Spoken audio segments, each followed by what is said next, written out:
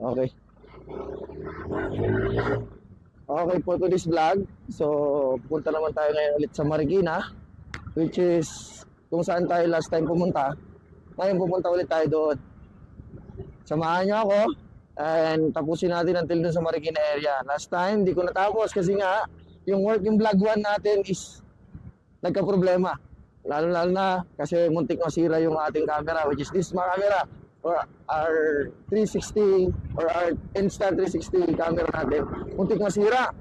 Kaya yun, buti na lang nasa luto, naayos ko, na-fix natin na maayos today. So nagawa ako ng isang wire na para malagay doon na maayos sa loob. So yun mga tol, ang hirap i-explain sa inyo pero thanks God kasi naayos natin. So ngayon, samahan niyo ako mga tol, papunta dun sa Marikina. So let's go! Peace!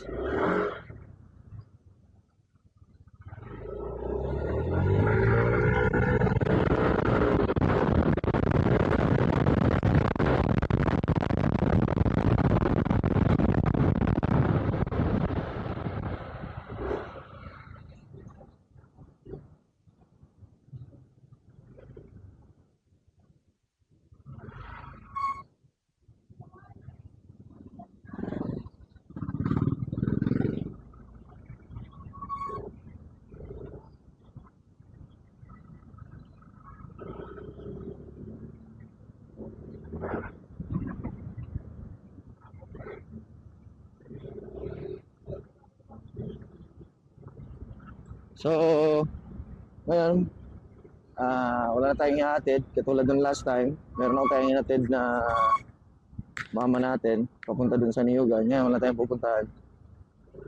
Kundi, wala na tayong dadaanan. Kaya diretso na tayo. So, let's go. Puntahan na natin tong lugar na to para makita nyo kung ano yung ganda ng Marikina sa kung ano yung maganda sa Marikina area ng mga lugar. Kung ganoon, so samahan nyo ako kasi meron din tayo dito mga madadaanan na mga alam mo na girls, mga girl lalo.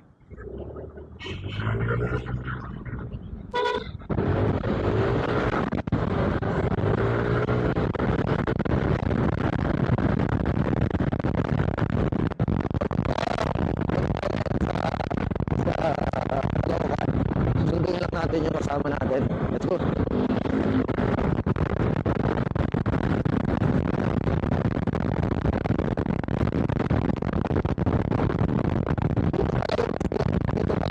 Muntik malaglag yung natin.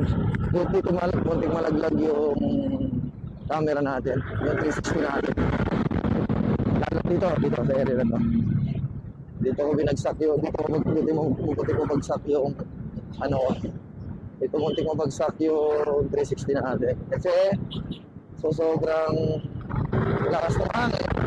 Hindi tayo dapat naman natin. So mga usually na kailangan natin na use pag nagbabiyahe tayo. Tapos may papakita rin pala ako sa inyo. Marami akong mga kabiling gamit. Kasi meron tayo nga, sabi ko nga sa'yo, yung mga last vlog ko, yung last working vlog ko, meron tayong biniling mga pang-travel natin kasi pupunta tayo ngayon ng Masbate. So wait for that video kasi ready to upload sila and then we're making good videos there and then etc. Soon, sana makabili tayo ng 360. Sana makabili tayo ng Insta360 natin para lang sana magawa natin itong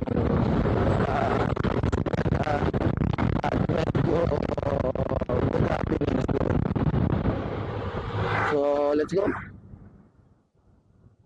Samahan nyo muna ako mga tol.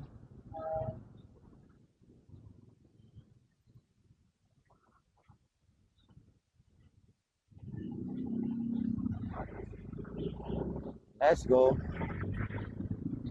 Shoutout pala sa mga katropa ko, si Ricky, si Pido, si Pulido Motovlog, Sila yung mga motovlogger na nakasama ko last time. Nagbiyahe kami. Yung mga videos ko, lalo na kay Ricky.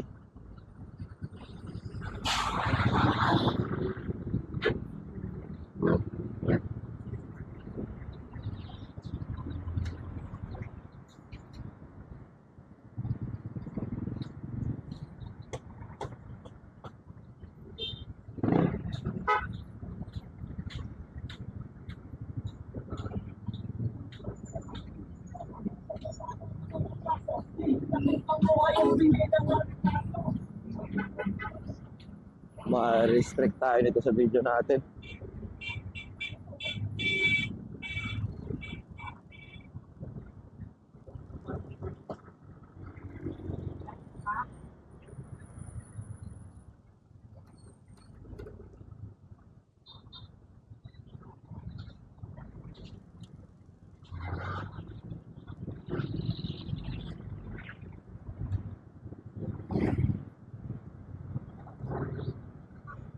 Huwag malakas masyado yung hangin, tumatabingi yung ano natin.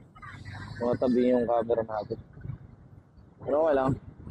Why not being vloggers? Yung mga shoot natin o yung mga videos natin sometimes.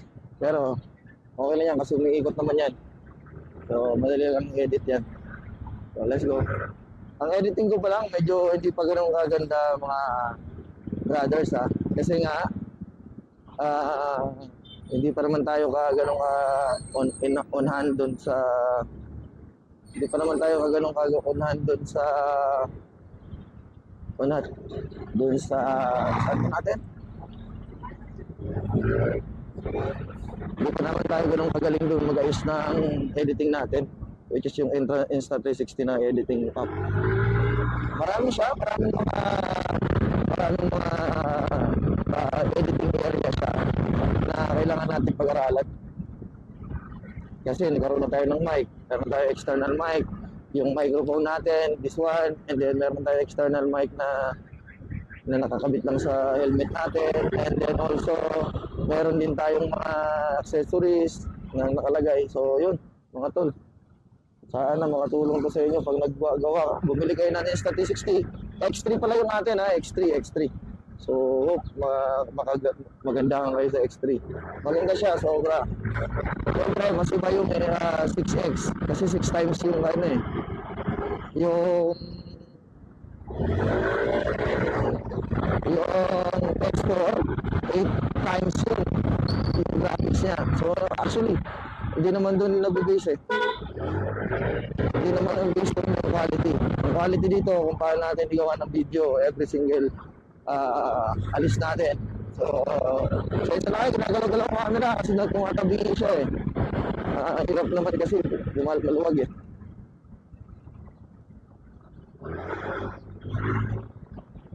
Yung last time na vlog natin, nakat siya kasi may muntikan na nangyari, tapos meron mga rider na feeling nila, akala mo nakikipag-race lagi. Yan, makikita niyo sa video ko doon sa unang working vlog ko. Let's go.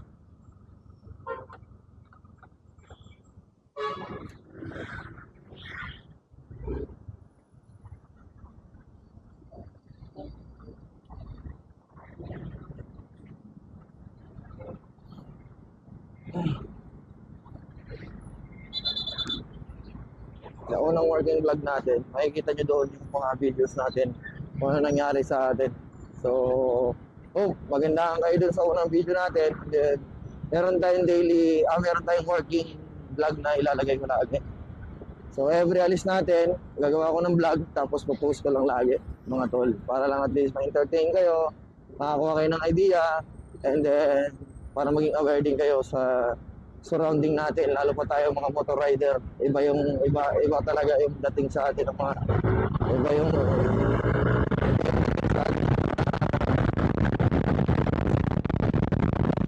rider, sa atin ng mga kapwa natin driver. Kasi unang-una sa lahat, yung pagiging pasensyoso, andyan naman talaga yan. Pero yung pagiging gago, tarantado, inutil sa loob ng sa labas ng daan, hindi ko na matuturo yun. Natuturo na lang yun pagiging ah, patient. Kasi pag nakaaway mo, syempre maging patient ka. Kailangan maintindihin ka, understandable ka dapat, understanding. Kailangan lahat ng ginagawa natin sa buhay natin, everyday na trabaho natin. So, yun, mga tol. So, actually, 2:30 na tayo. Nadaanan pa lang natin, masama natin. Bad trip na naman yun, 2:30 na. Sabihin na naman po, bakit ngayon lang naman ako?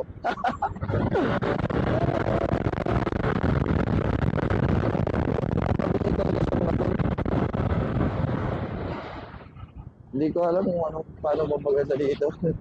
Kaya mo na, tumatabingi-tabingi talaga yun. Kailangan dinikit ko na lang siguro dapat. Oo. Dinikit ko na dapat siya dun sa mismong pinapalagayan.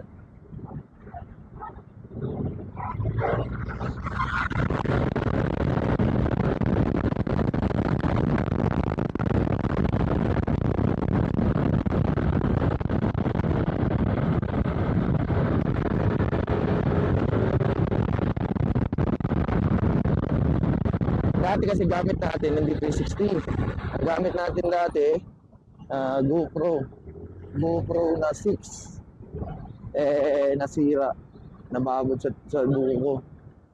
Nasira siya, nakababod sa buko, hindi na siya gumana. And then yun. Nasira na ng tuluyan, hindi ko na nagamit. Kayaan ko na lang. Kasi pilit na. Doon, kasi baka may dashboard yung sira.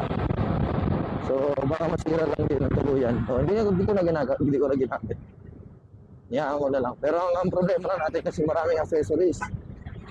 Ang daming accessories, ang daming mga gamit na nandoon.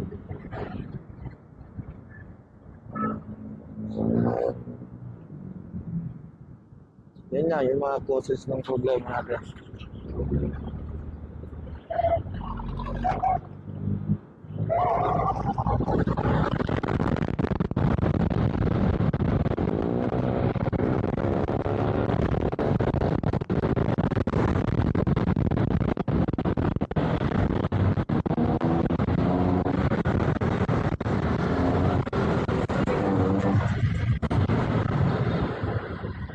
And then also, kung ano yung mga ginagamit natin ng mga kailangan natin sa pagbiyahe. Sana makuha natin, maayos natin. Sana makuha ko ng idea sa vlog ko ngayon. Araw na ito. At kung wala ng mga ideas na mga video for that day, hindi na ako nag-upload. Kasi what is the purpose of posting a video? Wala naman tayo matutunan sa video na yan.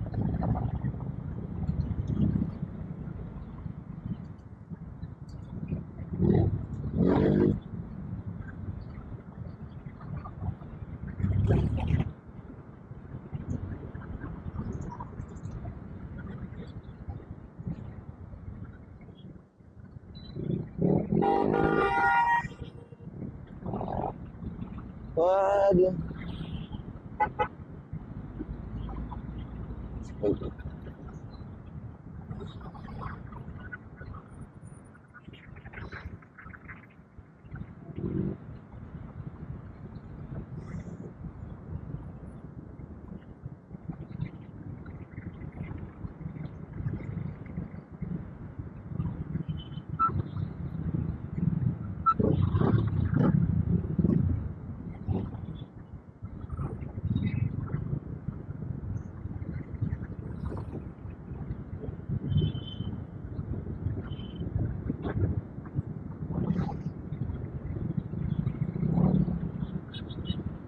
Boring na siguro to.